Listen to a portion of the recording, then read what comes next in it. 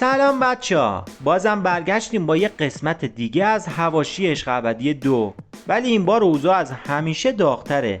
از افشاگری تند علی علیه مهیار گرفته تا لو رفتن رابطه پنهونی کیمیا و یاشار، از معذرت‌خواهی عجیب احسان تا استوری پر از احساس مهیار که همه رو شوکه کرد و حتی یه لایو خنده‌دار از سجاد که کل فالوورا رو ترکوند. پس قبل از این که بریم سراغ جزئیات، همین الان ویدیو رو لایک کن، چون قرار از چیزایی بشنوی که هیچ جا پخش نشده.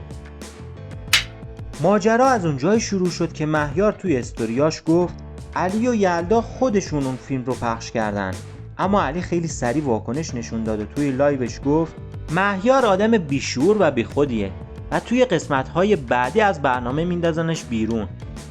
مثل آشغال از عشق ابدی میندازنش بیرون. میخواید اسپویل کنم؟ مثل سگ وقتی تو رو از یه برنامه که میای ادای منو در بیاری، مثل آشغال گوشت میندازنت بیرون. بعد رفتید با دختره گفتید که بیاید این کارا رو کنیم، مثل علینا شاید ما رو هم قبول کنن.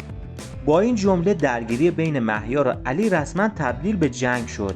کاربرا هم توی کامنت ها نوشتن علی بالاخره صبرش تموم شد، ولی هنوز معلوم نیست آیا واقعا مهیار دروغ گفته یا یه چیز بزرگتر پشت این ماجراست. اما یه خبر لو رفت که همه رو شوکه کرد. طبق گفته ها یاشار از 2 سال پیش روی کیمیا کراش داشته. حتی قبل از برنامه هم به بچهای عشق ابدی دایرکتای خودش به کیمیا رو نشون داده بوده. میگن وقتی توی برنامه برای اولین بار کیمیا رو دیده اینقدر شوکه شده که دست و پاشو گم کرده.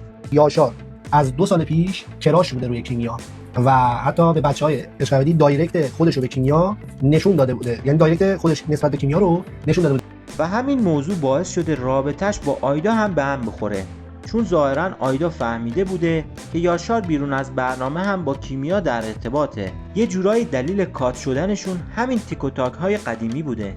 الان همه دارن میگن پس اون نگاه‌های یاشار به کیمیا بی دلیل نبود. اگه تا اینجای ویدیو با من همراه بودید حتما لایک کنید، چون که به حمایتتون خیلی نیاز دارم.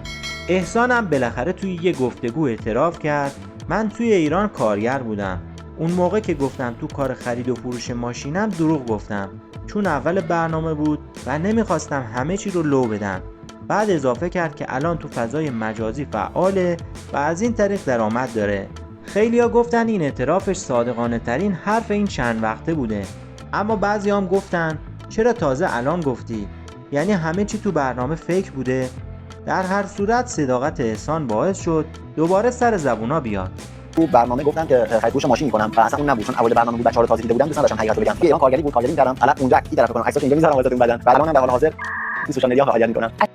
مهیارم دوباره برگشت با یه استوری بلند و پر از احساس. من تک و تنها وسط این همه آدمم که دارن از هر طرف میکوبنم. حتی اونایی که قبلا باهاشون مشکلی نداشتم الان شدن دشمنم. انا افتادم یه گوشه گرین و تمام بچه‌هایی که با من توی اون ویلا بودن هر کدوم دارن میان به نوبه خودشون یه چک و لگد به من میزنن. حتی اونایی که اصلا باشون مشکلی نداشتم، اونایی که معرفت و رفاقت در حقشون به تمام عیار جا به جا آوردم. بعد ادامه داد میدونم گاهی وقتا همه میگن یه چیز اشتباه درسته، ولی من پای حرفم وای میستم، چون مردونگی یعنی همین. اما بخش اصلی حرفش اونجا بود که گفت اگه شما جای من بودین و بهتون ظلم میشد سکوت میکردین یا میجنگیدین. من انتخاب کردم بجنگم و تا آخر میرم. مظلوم واقع شده بودی. میخوام بدونم انتخاب میکردید که بجنگید یا انتخاب میکردید که تسلیم بشید. من آدمی بودم که انتخاب کردم بجنگم و برای گرفتن حقم گفتم تا آخرین اپسیلون انرژیم وای میسم. اون حتی گفت بعضی از فیلم ها و عکس‌ها رو خودش گرفته و برای یلدا فرستاده و تایید کرد میتونم ثابت کنم که اون فیلم ها کار من نبوده، خودشون پخش کردن تا ذهن مردم رو منحرف کنن. درسته؟ حالت طبیعی شو دارم بهتون میگم دیگه. چطور میشه که این خانم ادعا میکنه که این ویدیو فقط من داشتم، فقط تو گوشی من بوده و خودش نداشته؟ من مثل آب خوردن میتونم بهتون ثابت کنم که داره دروغ میگه.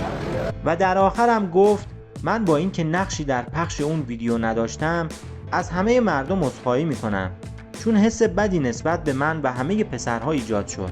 این کلام من همینجا از طرف خودم و تمام عاملای پخش اون ویدیو با اینکه پخشش ربطی به من نداشتن دوباره دارم تاکید میکنم از شما مردم عزیز عذرخواهی میکنم. چرا؟ چون یه حس بد درون شما ساخته شد که یه پسر میخواد فیلم یه دختر رو پخش کنه.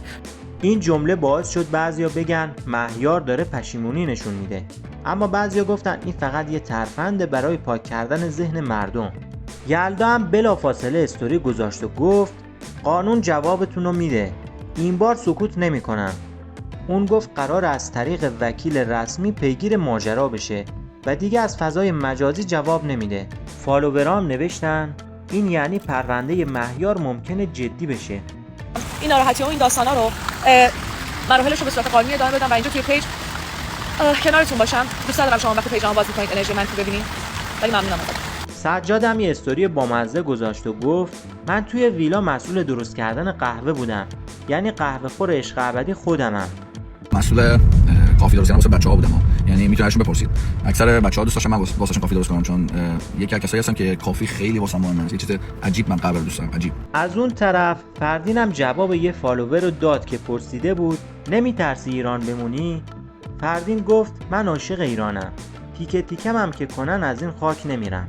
دلم نمیخواد برم، مثلا دلم نمیخواد این خرج توی کشورهای دیگه بخواد درآمدزایی داشته باشه تا وقتی که مردم خودم نیاز دارن، و اینکه یه دینی هم هست که من به هر حال باید با ایران بدم و تیکه تیکم هم که کنن نمیرم.